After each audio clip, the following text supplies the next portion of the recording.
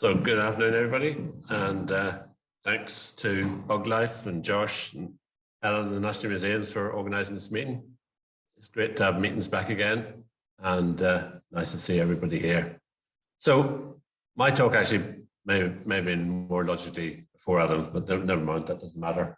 Adam's talk was excellent, and I'll link in his talk to mine because the two systems are related.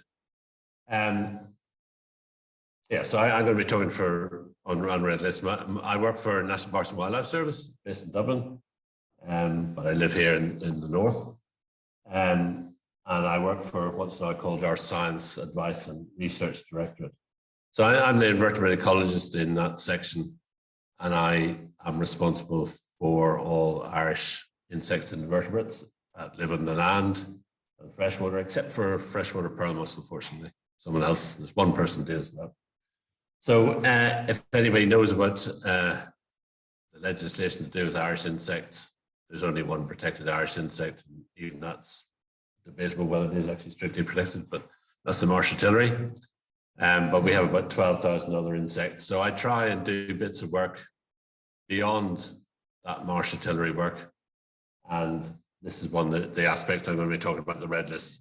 So just to, I think I'll start by putting Adam's work into context. So red lists are a process where you evaluate species against threats of extinction. The work that Adam was asked to do is look at rarity and scarcity. Those are related, but they're not related. So rate of decline, you can have a very common species that is declining precipitously and would be red listed, but would not be figured in Adam's process. And what Adam came up with was basically just on hectare counts. Maybe that didn't come out in this talk, but what we were looking at basically is the distribution of the species in Ireland and a simple hectare count. And I'll explain how that grew out in Britain and why we think we need it in Ireland. And we had the discussion last night. We also had a very good question here from the floor about rare and scarce. But there's been no system in Ireland where we can actually say which species are rare and which scarce. And that's what we're coming up with. I would say that I have some of my best thoughts in showers or my dog walks, and I can't remember whether that was a dog walk thought or a shower thought. But anyway, I managed to get some money to do a contract, and Adam has come out, and I will apologize to Adam. I've not produced the final result yet. It's still sitting for me to edit, but it will hopefully be out fairly soon. And hopefully, whenever people get to know it and understand it, it will be accepted, and we can build on that. We can use it in the system like Roy was using the species quality indexes, Buglife's important invertebrate areas. There's been no system in Ireland where we can use that similar system to evaluate sites or to rank sites according to what species are occurring, because we've always had to use nothing or use British systems. But we now have red lists, and we now hopefully have this system. So if I can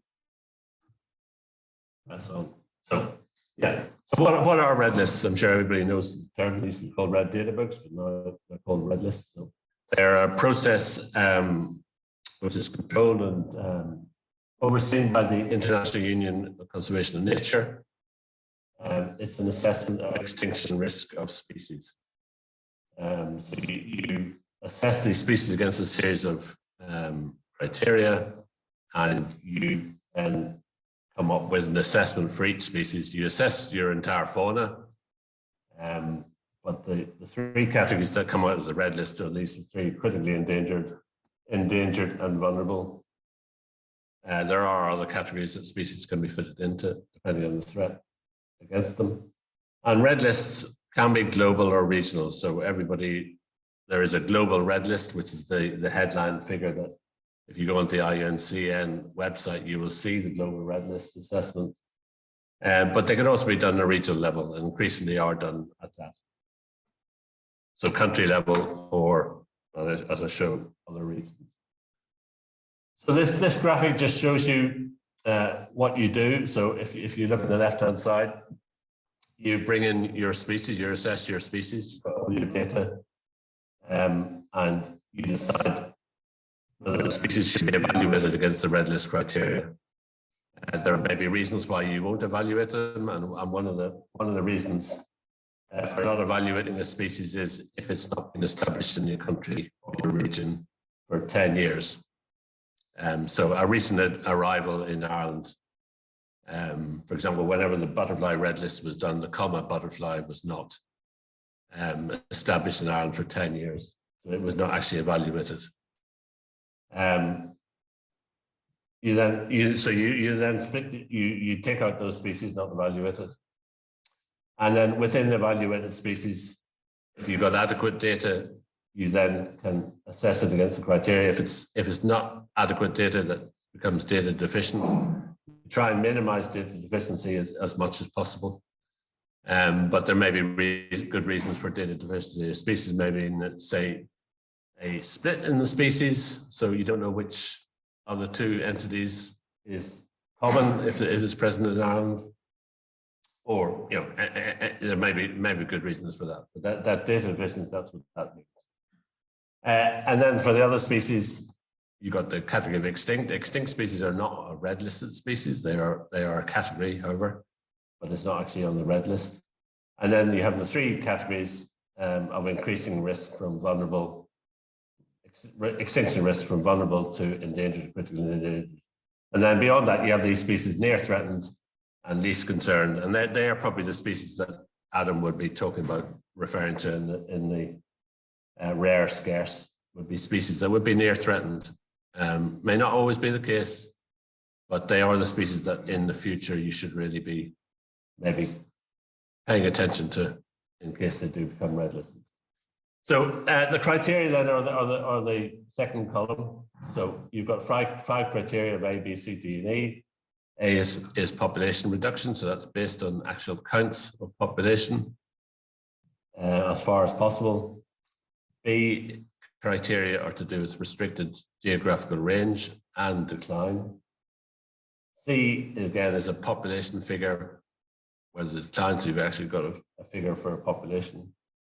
D is a range assessment. So again, it's related to the population. If you've got actual measured populations, range sizes or area of occupancy, it's called. That comes under criteria D. And then E is probability analysis, where you might have a species modeling, which gives you a rate of extinction. And as I say, the three categories then come out on the right. So red lists were, I think, in the 1980s was when they were first done, and it was global, and it was basically for mammals and birds. And that is an important thing to have in your back in mind whenever you look at the red list. The red list process was really designed for assessing populations of mammals and birds, and applying that to insects causes issues and problems, which I'll touch on. So the Asian elephant is a classic species. Population is probably known. You know, the number of individuals is known. Its range is known. There are assessments of the population, so you can be fairly well.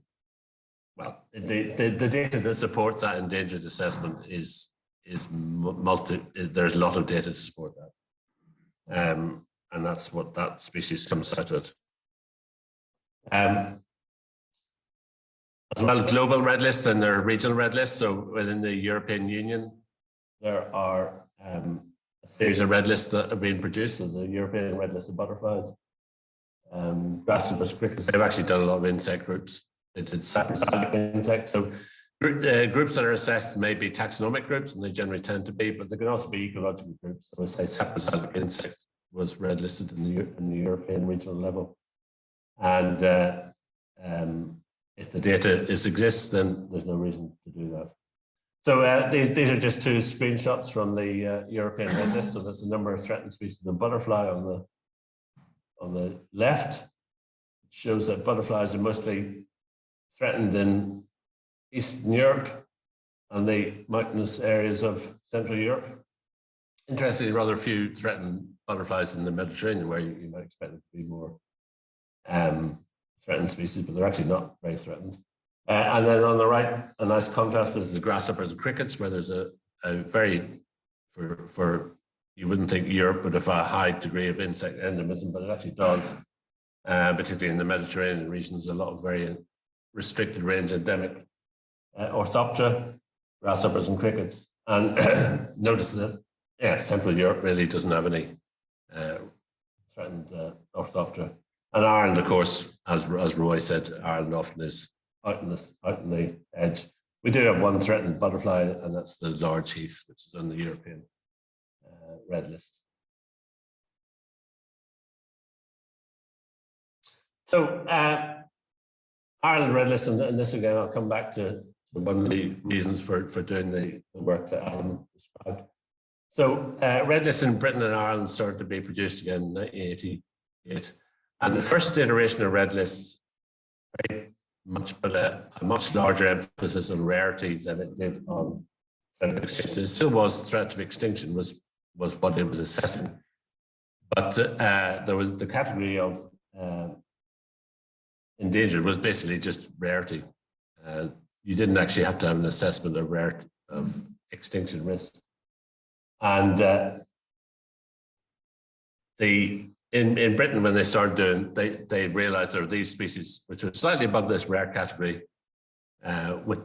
which had a restricted range, and they devised this system of nationally rare, nationally scarce. So it covers the species above that. Five was the 5 hectares in Britain was the threshold of which a species became assessed as red listed rare, and that's why that figure, that threshold exists. And 5 is still a figure that appears in the new red list. The figure of 5 is 5 localities or 5 sites is still a thing. So it's the species that you're looking slightly above that are rare that may become red listed in the future. That's what Adam's project was really trying to devise for Ireland. So the first Irish red data book was a plant one. There then was a period where red lists were produced on a Britain and Ireland basis. The volume was written as a red list of Britain and Ireland. This one was stoneworts.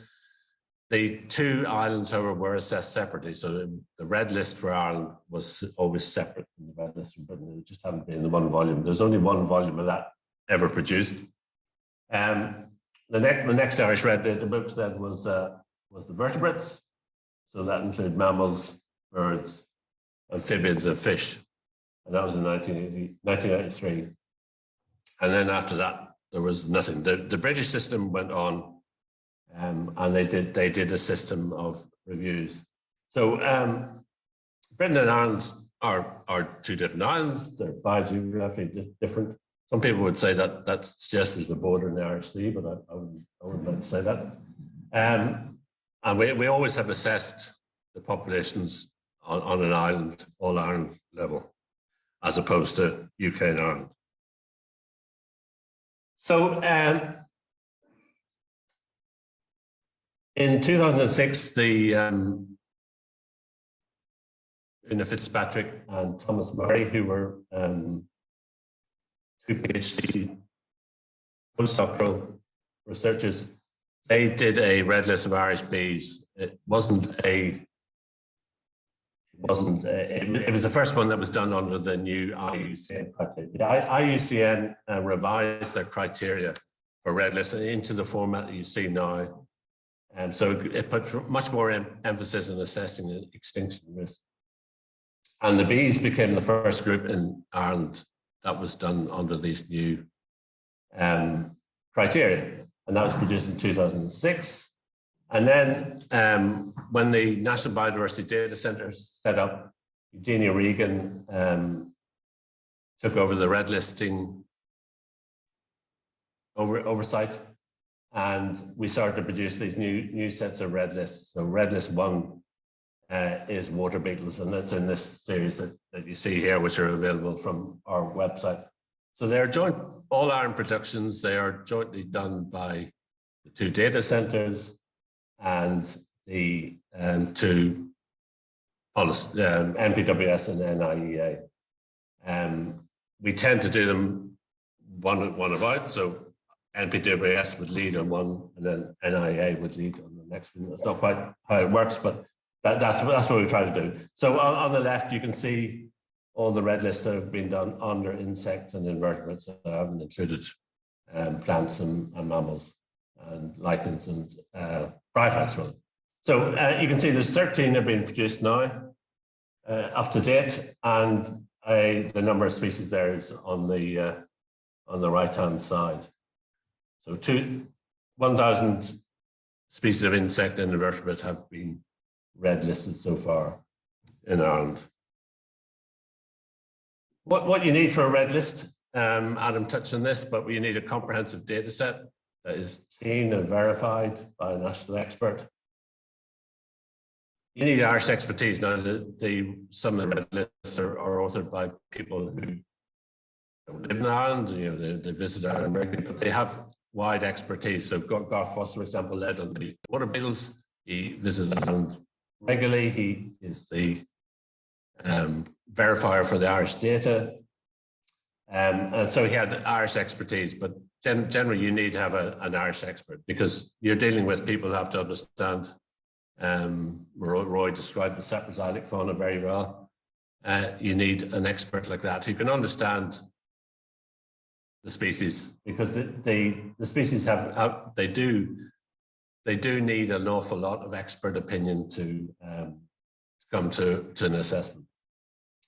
Now it may be just one or two people involved in that, or it may be a wider group. So on the picture here shows the moss group, a lot of bearded people. No, we don't deliberately exclude women. I'm conscious of that. But the moss group. So sometimes the red list can be done by a group. They just do it by electronic email, or in this case, we actually get together and thrash it out at the end. And so you go through each species. You have all the data available to all the people there, and you have the group, and the bee group did it in that way. The butterfly group did it in that way as well. The moth people took 2 days because the number of species. So it depends. It depends. Each group is different, but generally that is what it has to go through a group. It has to be agreed by the Irish experts. It has to go to peer review to an outside expert, and we try and get someone from either Britain or Europe to do that. So the dragonflies was reviewed by a European expert. The moss was reviewed by a GB expert. So peer review is an important process, but that would come at the end. So just to look at the data behind a data set, this is for moths. So that shows you on the left, the graph is the number of records of moths received in the data set for each year, and then on the right, extent of the coverage. So your data set doesn't have to be comprehensive, though the better, obviously, the more comprehensive is needed. A point that was made last night is, data is always gaps. So, however, if you don't do this, you'll never do it. You'll always find a gap. So we try and make sure the data is as thorough as possible. And I'll just go quickly. This is the results of the red list so far. This shows you the number of species that are critically endangered, vulnerable, the red ones, and then outside that, the near threatened. And the region extinct. Rate of extinction in Ireland, Irish insects is quite low, but it's a very difficult thing to assess.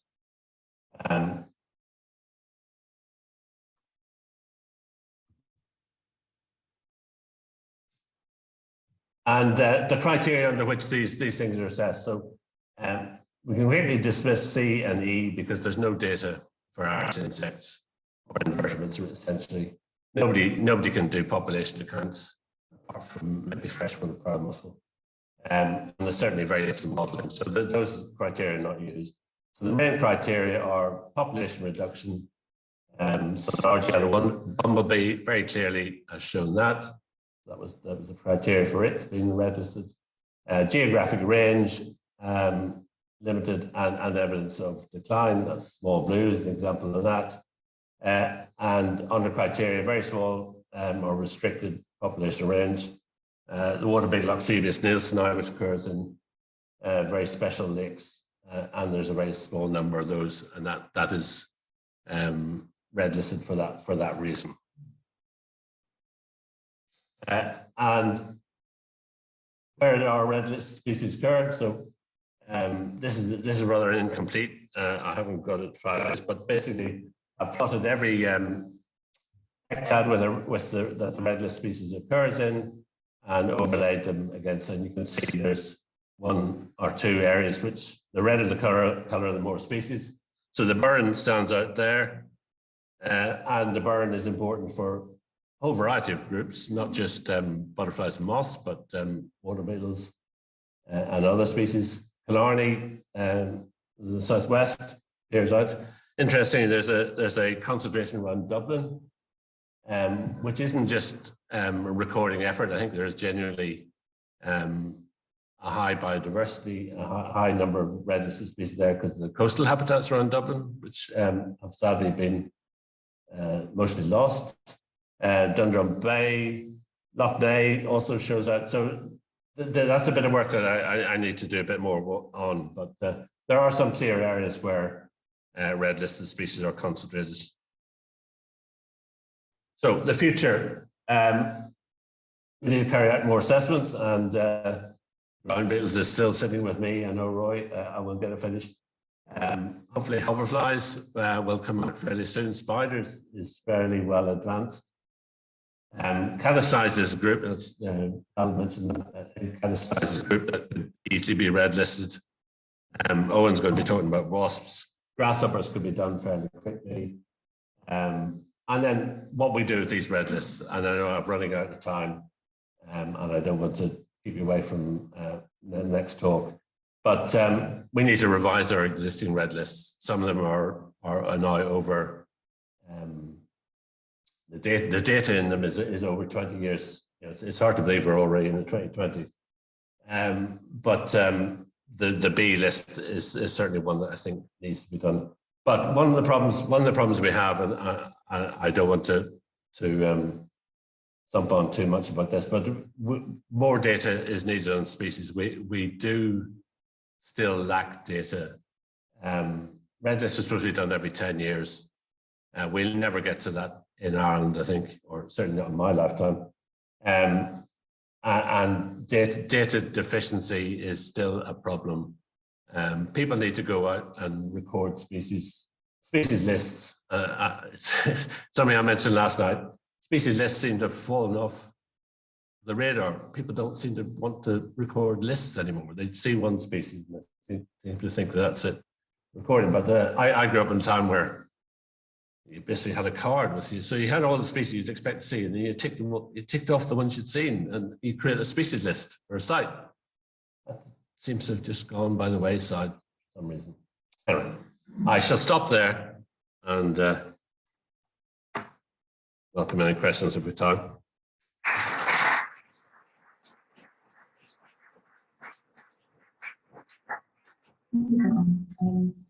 Just an interesting comment. I see you have 10% for stone lice pregnant, and Adam had 26% spares or rare. No, yeah. I realised that The figures of the British one. You'll have to ask Jan why just find stuff.